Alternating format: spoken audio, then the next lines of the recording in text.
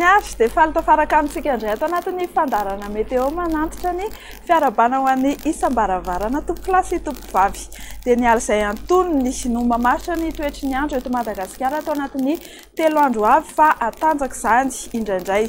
Entanina etsy andan'izay ny mpampiasa ranomasina amin'ny morontsiraka eo anelanelan'ny Analalava sy Mahajanga ary eo anelanelan'ny Sainte Marie sy Antsiranana mba hitandrina fa ahery ny ranomasina. Manarak'izay ihany koa dia misy rivotra mahery sy tafiotra 20 hatramin'ny 80 km isan'oratra any dia amin'iny morontsiraka avaratra atsinanan'ny Madagasikara iny, izany hoe anelanelan'ny Cap d'Ombre sy Sambava mila mitandrina ny ponina amin'izany faritra izany ary anaraka hatrany ny toromarika izay omen'ny manam-pahefana eny fotony mba hisorohana amin'ny loza. Indro tolotra no manaraka izao ny vinany toetry ny andro ho amin'ny rapitso alahady fa 7 ny volana Jona 2024.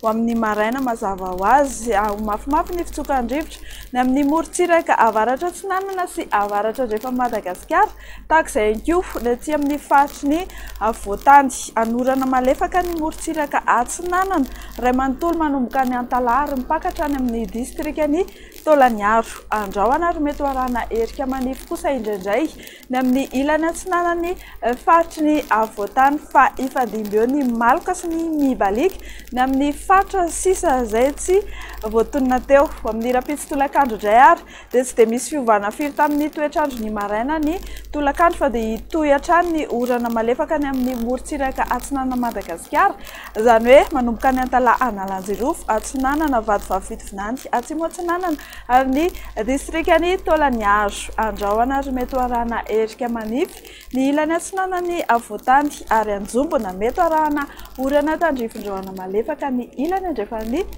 voatany. Ifandimby ny rahona sy masoandro ny amin'ny faritra sisy mahakasika ny maripana ho amin'ny rapitso indray no ho asintsika resaka amin'izao fotoana izao. Ny maraina dia tsy dia misy loatra ny fiovana misongadina fa ny tolakandro no somary misy fidinana aty amin'ny faritry ny voatany. Ny maripana voatombatombana ho ambany indrindra 12 degré Celsius ny any amin'ny faritra Vakinankaratra ary ny ambony indrindra hitantsika ny any amin'ny avaratra andrefan'ny Madagasikara iny 30 degré Celsius. Afaka 27 ora indray, izany hoe ny alatsinainy fahavalo ny volana Jona 2024 dia ho mafimafy ny fitsokan-drivotra ny amin'ny tapany avaratry Madagasikara iny fa alefaka kosa ny rotsakorana ny amin'ny morontsiraka atsinanana. Andrahoana mety arahana erika manify ny amin'ny ilany atsinanana voatany fa ifandimby eo ny rahona sy masoandro ny amin'ny faritra sisa. Dia ny maripana indray dia misy fidinana hatrany ny amin'ny maripana ambony indrindra ty amin'ny faritry ny voatany manodidina ny 19 hatramin'ny 22 degré Celsius ny ambony indrindra aty amin'ny voatany aty ary 13 degré Celsius izany any amin'ny faritany Mahajanga any. Ho amin'ny talata faha-5 ny volana Jona 2024 indray dia mbola hitohy mafimafy hatrany ny rivotra ny amin'ny tapany avaratry